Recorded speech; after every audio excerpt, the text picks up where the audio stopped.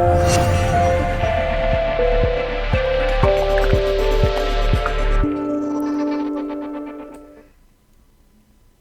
on behalf of the Mindalia TV team, welcome to Mindalia live streaming, where thousands of people around the world gather daily to see the lectures and interviews organized by Mindalia TV.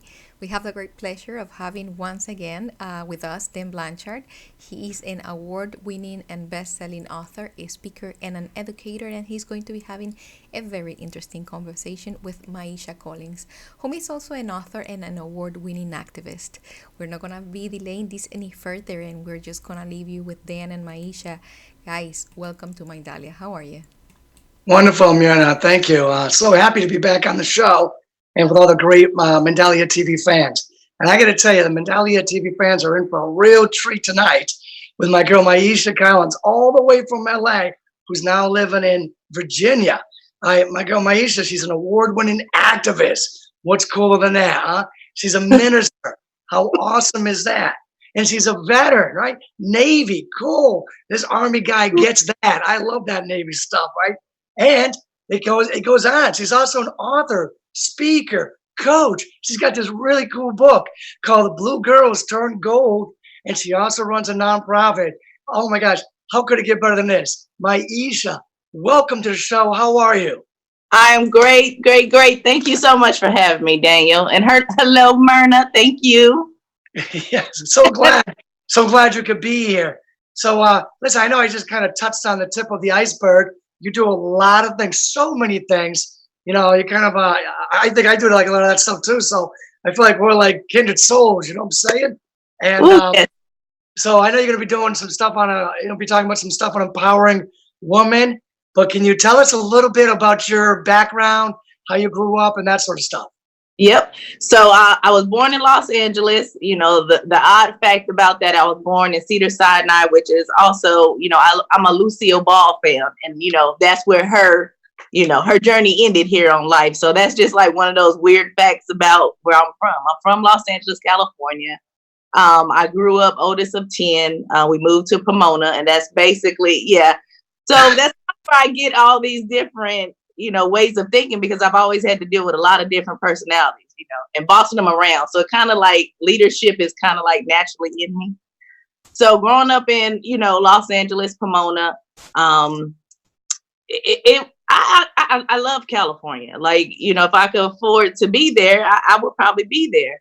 The culture, a lot of things about the culture, just growing up in an area where I felt it was more open and freeing, and I think empowering. In California, I was always taught to be myself. And, I didn't really get that other places I went, being in the military. Yeah. I noticed that there's a big difference between, different states and how the culture is in those states. Yeah. So just growing up in Pomona, the oldest of 10, I joined the military when I was 19. U.S. Navy, of course. I can't swim that well. That's a myth, y'all. It's a myth. Everybody's like, oh, so that means you can swim. No, do not play with me. Do not do that.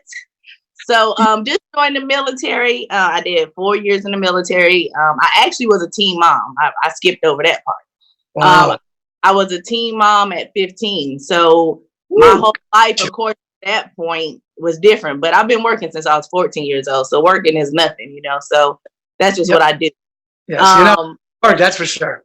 Yeah, I'm a worker. Like it's this, and now I just work differently. So I really don't even look at it as work anymore. It's kind of like God kind of gave me this opportunity to do exactly what I want. So yeah, I'm good. And you've done so many things, Myesha. You know what I'm saying? You should be so proud of yourself, all the different things you've done over the years. But I got to tell you, back a little while ago, I saw a picture where you had like blue and gold hair. And I just thought it was so cool looking. Could you share with our Mindalia audience, like, what was that all about, you walking around the blue and gold hair? I mean, I know, they don't know. Right. So let me tell you guys, this blue and gold, honestly, growing up, I really did, stick to the box. And then I've always had corporate jobs. And then I was in the military. So, I was kind of excited about dyeing my hair. But Blue to Gold is my organization. It's called Blue Girls Turn Gold. And what that is we symbolize the word blue for unknowing. You literally go through this life not knowing your greatness. A lot of stuff, to me, the way I look at the world is everything is spiritual, and a lot of things you don't realize it until you go through it. So I kind of now look at life as far as experience or just things that shape us. And that's kind of the premise of Blue Girls Turn Gold, is you're going from unknowing how great you are to knowing how great you are. And that's it's a lifelong process evolution, but you actually have to be able to be around people that are a resource that can help you tap into that. And that's basically what I provide with this organization. Yeah. And when I think of, what some people might think of is what I'm thinking of, at least back in the beginning before I met you, was that, when you say someone's blue, someone's like sad, you know what I'm saying? But I'm thinking about this, Myesha, and if, blue is like not knowing how great you are, then what is that? Then that's like a little sad. It's a little sad. And it's depression and it's anxiety. So I didn't share this with you guys, but when I was in the military, I was assaulted. So it's kind of like I went into a depression and anxiety, and I was diagnosed with PTSD because of the assault. It kind of takes something away from you. So then I still had to keep building in that.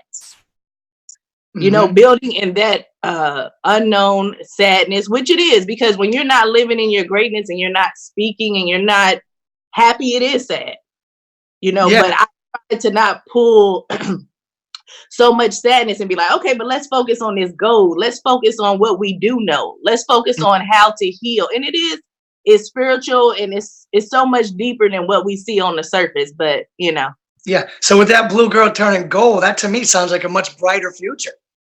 It's bright. Vision unlimited, literally. Yeah. And you wrote a book on that too, didn't you? Yeah, we have right now there's 3 published anthologies, and it's Blue Girl Turn Gold. And in the first 3 anthologies, it's a total of 18 women and 1 male that basically shared their experience of whatever it is. We've had someone, she was a military spouse. We've had a gentleman that had dreams of, being these things when they got older, but you don't have that childhood. You don't have that circle. You don't have those things. So it's kind of like from volume 1 to volume 3, we're in 3 volumes now. You see the growth of these real, actual people going through the goal. Like they're running their businesses now. They're on TV. This is it's just unreal. It's really unreal. Once I'll be able to unveil everything together, it's so powerful, because on us, go back to this spiritual cellular level, it's literally changing generational curses, and that's what I'm doing. Oh, I love that. Changing. So deep. I get that. I so get that. The changing the generational curses, and they're basically creating their own like golden opportunities, a brighter future. And they're getting rid of the blues. You know what I'm saying? It's the sad stuff, not knowing. Yeah. You know what I'm saying? I so get that. I even wrote a book series that kind of went along that same progression. That was called Feeling Lucky, Feeling Good, and then Feeling Strong. It was the same sort of thing you're talking about, Myesha. Okay? But I can tell you, I want to visit this topic. I know that you said you were like 1 of 10. I was 1 of 7. I grew up with 4 sisters.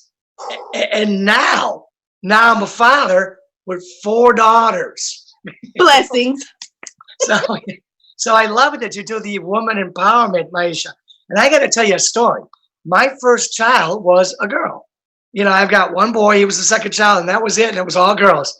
So it's all good, right? So my first child was a girl. Now, some of my friends, in the next week or 2 or 3 weeks, you're visiting your friends and they're coming over. And some of my friends said, "Oh, Dan, I'm really sorry that you didn't get a boy." I was like, "What?" I'm like, "Look at this little angel." I'm like, "How could you ask for anything more than this little angel?" Not for 1 second was I sad that I didn't get a boy. I got a girl. She's my little angel. That's because you get it, Dan. You understand it's not about the physical. Mm-hmm. Yeah. That spirit that your daughter has, it's just the spirit. It's like, how can you be mad at a gift that you created? Absolutely. And I have boys, so it's funny because it's like I only have boys. I don't have girls. Oh, go figure. So it's like it's interesting because a lot of people I always hear it's like, well, a woman can't raise boys, and I focus on the person and making sure I, raise my children to be good people, good humans, but more because of what I had to learn, empowered in themselves. Like that's really the key. Male, woman, because all of them are children. We grow up and we already have roles played out for them. And it's like, we kind of got to stop doing that. Just like, I'm sorry you didn't get a boy, because a boy is going to be able to be something different. It's like, no, they could be exactly the same. Exactly. Yeah. Yeah. And I agree with you. I mean, there are like these stereotypes and these roles that are put on people, and they shouldn't be there. And it seemed like, maybe we were making some progress, but lately it seems like maybe it slid back a little bit on these certain roles and certain stereotypes that people have. So, I mean, I don't know, Myesha, how do you go about like empowering women? What do you tell them, and what do you do? Man, it's all individual. Yep. A lot of it to me is very personal. So I'm not like one of those people like, okay, we're going to have a meeting of 300 people. I'm going to spit out some stuff to you and give you a book. It's personal to me. So it's kind of like I address them personally. I need to know you personally to know where you're at, because even in my growth over the last 5 years, even though I can see a vision, you can't really see it clearly by yourself sometimes. So sometimes you just need somebody around you that can kind of see it in a different way, but you also have to be open to that. So the biggest thing with me and the people that come to me that do want my assistance and, I can offer resources, is the number one thing is I'm like, first of all, you have to be willing to be accountable, because all this stuff is really dependent on you. You're raised thinking, impress this person, do this, follow this. And it's like, you could do all that and you're going to be in shambles. But if you focus on exactly what you're supposed to be doing, it's going to, produce abundant whatever you want. But it's very hard if you don't have the mindset. So I just try to work on that mindset in there. Yep. Absolutely. And just on the TV within the last week, the whole problem with Taylor Swift, and with her saying that like her bosses were basically, she can read between the lines on this, and they're basically saying to her, pipe down, quiet down, be a good little girl, and that's the thing, Daniel. It's like like you said, we go forward and we go back. But it's like we never really go forward because we're not changing the foundation. We're not getting to the root cause. We're just trying to bandage a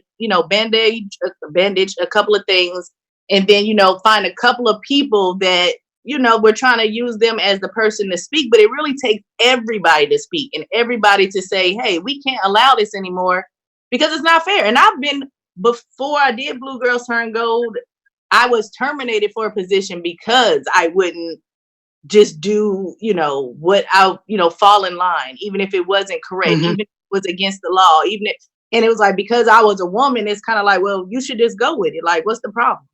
Like, why can't you just go with it? Even though it's wrong, we all know it's wrong, but what is the problem with you not just being able to fall in line? Because that's what everybody else does. And I just never been able to do that. I hear you. Well, I got to tell you, I like the collective effort, the village to raise a child, whether it's a boy or a girl, right? The village to raise a child. And I got to tell you, Myesha, myself with 4 daughters, and I've been thinking about this a lot.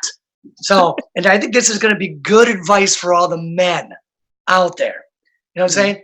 Myself with 4 daughters, I think they're going to marry a man like me, most likely. So I better be a good man. Yeah. You know what I'm saying? I better treat them right. I better treat their mother right. Yeah, I got to model being a good man, a good husband, a good father, a good community leader. I got to model all those things because my 4 daughters are watching. And to all you men out there, I don't care if you got 1 daughter or not 4, then your 1 daughter's watching. And you've got to make that effort to model what is a good man, a good husband, a good father, a good civic community leader. You got to model that stuff, because again, whether it's one daughter's, two, three, four, five, 10, they're watching. And the quality of their future life may depend on it. You know, the quality of your grandchildren may depend on that. The quality you can depend right now. Look, I was gonna say the quality where you might be staying when you get older depends on that. Yeah. I mean, you might want to think about that. People don't think about that, and then it's like, wait, you guys are not gonna be able to take care of me.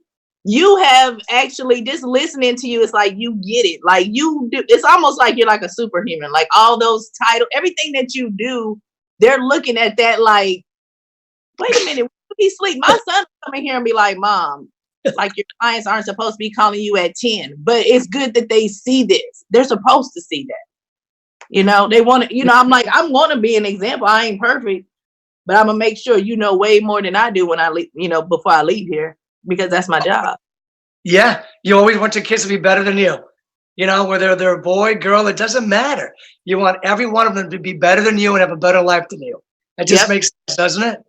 You want them to be happy because, I mean, what else is there? We know what's on this earth, bills. We know what goes. So why not make sure they happy first? And that's my biggest thing, because everything else can fall in place. You got to have that foundation. And I'm glad that you get it, because we need more men like you that get that. They don't understand. It's a disconnect right there. It's kind of like, oh, well, they'll just do what I tell them. No, nobody does what you tell them. They do what they see, period. Yep.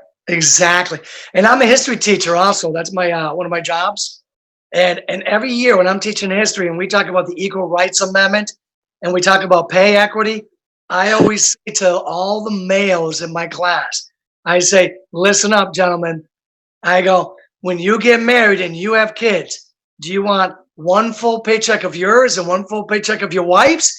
So 2 full paychecks to come into the house? Or do you want 1 paycheck and 3/4 of another to come into the house when you're trying to raise your kids during these expensive times? I go, which one do you want? And of course, all of them want 2 full paychecks to come into the house.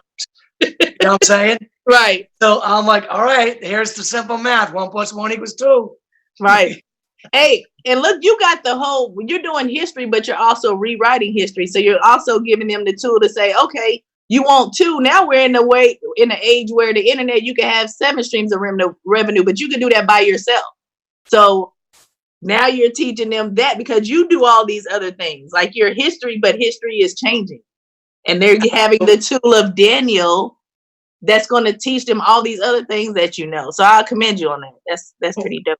Well, thank you, Myesha. Like I said, I love what you're doing about empowering women, and you have so much passion for it. So, I mean, what exactly, how did you, I mean, writing a book is huge. I mean, what drove you to make that kind of sacrifice to write a book? It's so interesting. My whole life I was a writer, because my mom, she had so many kids that it's kind of like talking it's like I never could communicate. So I always wrote shit. I write like 3-page letters. So I'm like, you know, here, Mom, I've always been a writer, right? So Okay. in 2006, I actually published my first book. My first book is called Poetration. That's the one I wrote for myself. It was like I started writing that like when I was 15. And it was just a compilation of like short stories, but it's more imaginative stuff. So some of that stuff is kind of a little X-rated in there. But the stuff that I wrote, I self-published it in 2006 because I was like, man, I want to do it. Back then, I paid $5,000 to self-publish a book, right? Yeah, I remember those days. Yes, and I'm just like, oh, I got 500 copies, and that, you know, you think you're outside, and it's like, I'm gonna get rid of these damn books. Okay, so, but then with Blue Girls Turn Gold, it's like I'm in a different point. Like I'm literally a different person, but the same person. So this was more like, okay, I have this organization. How can I partner with people? There's people around me, everybody around me that I've been traveling with through this life have these same, I won't say it's these same situations and experiences. So I'm like, well, let me ask them if they want to write. So we'll partner and write, and then we collaborate. And that's what it is. We all share our experiences and we all work together, and we're all healing, because that's the biggest thing. Yeah. It's really self-healing, but that's deeper. It's totally self-healing, isn't it? Yeah. And then you got this, the book led into the nonprofit. I mean, you do so many things. I mean, like, what are you working on next? Like, how's this nonprofit going, and what might be next? So next, right now, actually, I just partnered with it's a company called CAS, and what they do is actually the marketing screens throughout the airports. They actually put marketing material on there. So we're gonna have the book trailers in airports. And then what I'm doing is partnering with AMC, because once I get this visual and a documentary for all the books, because I'm also doing a Blue Boy edition. That's next, volume 4. With all the books, it's going to be a documentary. And then with AMC Theaters, when I'm doing the services, because they have at AMC where you can do faith-based services programs. Yep. So I'll be doing programs and then actually showing the documentary and just doing healing and workshops at AMC Theaters. So that's what's next right now. Wow. I'm excited. Yeah, you should be. That's pretty cool. Yeah, That's pretty cool. And I don't know, I think I might have shared this with you a long time ago. Like, one of the programs I run at the high school was a Man Up program for like boys that are lacking like real father figures. And it was so successful that me and my co-facilitator, Eddie DeJesus, who was actually on Mindalia's show back a few weeks ago, we started Strength, which is like a woman empowerment, female teenagers empowerment we were doing over at New Britain High School. And there was never any question in our mind that we shouldn't have done it.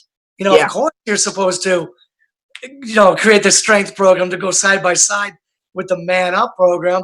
And I just think that, there's people out there like you, people out there like me, and there's a bunch of others like us out there. But I mean, what do we do to get other people like to kind of step up their game a little bit to make this world a better place? We just got to keep leading by example. Like once the thing is, it's contagious. Your energy, your aura, everything is contagious. You just got to make sure you stay balanced and you pour back into yourself. You got to make sure you're good, and then you attract everything else. I think just by leading by example and being true to who you are and just keeping that passion, everything's going to fall in line. Oh, I so agree. I've been asked, Myesha, many times over the years, like, what's my leadership style? And I've always said inspirational leadership. And some people have looked at me and gone, oh, we're like a little stuffy. They're like, well, what's that? And I'm like, okay, maybe it's a little bit out of the box for some of you uptight people, but it's a real thing. It's a real inspiration. You inspire people. You don't force them. You don't drag them. You inspire them so that they stiffen their spine and they charge out. You know what I'm saying? And that's what it is. In their power. Like you have to, I think, with our society and our culture, everything is like rules and we want you to do this, this, and that. But if you think about it, it's kind of like we're all these individual creatures that all have this influence. You're one person that you do something that nobody else do, and nobody teaches you that. Yep. And that thing can influence. You touch so many people. Just influence them. Be honest. That's a big thing. We don't trust, and you have to be trustworthy to be trusted. Another big thing. Yep. Kind of like you got these leaders in place, and I've had leaders in place, and it's kind of like you're not even trusting, so why would I follow you? But then you got those people that follow people like that, so it will leave people like us that if you're not strong enough to be like, oh well, maybe I should just fall in. No, we don't fall in. So yeah, and be authentic, of course, right? Yep. So now I know, Myesha, we're gonna have to start wrapping up in a few moments, but what haven't I asked you that I probably should have? Oh, look, I didn't mention a children's book. So how we were talking about the youth, me and my nephew, he was 8 when we wrote it. It's called Genius Is. I thought I had it with me. It's called Genius Is. And that stemmed from, I partnered with a gentleman named Bruce George, and he has an organization called Genius Is Common. And basically it's back to the idea that we already talking about. You have a natural seed before you come to this earth of greatness. And all of us are geniuses. Like when you think about it, I even looked it up. It's like a genius is just your natural ability, your natural talent. Yeah. We always had that blocker like, no, it's Einstein. No, it's E = MC². We don't even know what the hell that means no more. Okay. Genius is us. We are genius. Yep. And so that children's book is that whole starting from the youth and getting them to have that mindset that they already have the power. So when they get to my age, they're not sitting here looking back trying to figure out going blue to gold. I'm trying to start early. Yeah, because we want them to be all gold. All period. Yeah. The thing is, in gold, what people don't understand is like you're still learning. It doesn't mean you're perfect. It's just that now you just have to keep nurturing, keep working on it, stay focused, because it is hard. It's not easy. Yeah. It is. because everybody doesn't do it. So you're not going to have a whole bunch of people around you doing what you're doing. So. Mm-hmm. And that's very good advice. And I know I think Marina's getting ready to come back on to close out the show and let everybody know where they can find you. How you doing there, Marina? You ready to come back? Yes, I am ready to come back. Thank you guys for allowing us, being a channel for your ideas, for your knowledge. We are very thankful, and we're also thankful with the people that is seeing behind the screen. But before we leave, of course, we want to ask Myesha, where can our audience find you, Myesha? You guys can find me Blue Girls Turn Gold on Instagram. On Twitter is Blue Turn Gold. On Facebook is Blue Girls Turn Gold. And then you can go to our website, bluegirlsturngold.org. And I'm looking forward. Thank you guys so much for having me. I really appreciate this. We are very happy to have you. How about Mr. Blanchard? Where can we find you? All right. Thanks, man. DanBlanchard.net, Granddaddy6.com, pretty much all the social media channels. You'll see me everywhere. Check me out on Amazon. I'm all over there. And definitely check me out on Mindalia TV. Hey! Well, Hey! thank you again for allowing us being a channel for your ideas. Thank you for whom is watching. Thank you for being here. Remember liking, subscribing, not only this channel, but our Spanish channel, Mindalia Televisión, and our Portuguese channel, Mindalia Televisao. Nothing left to say today, but until next time, bye bye.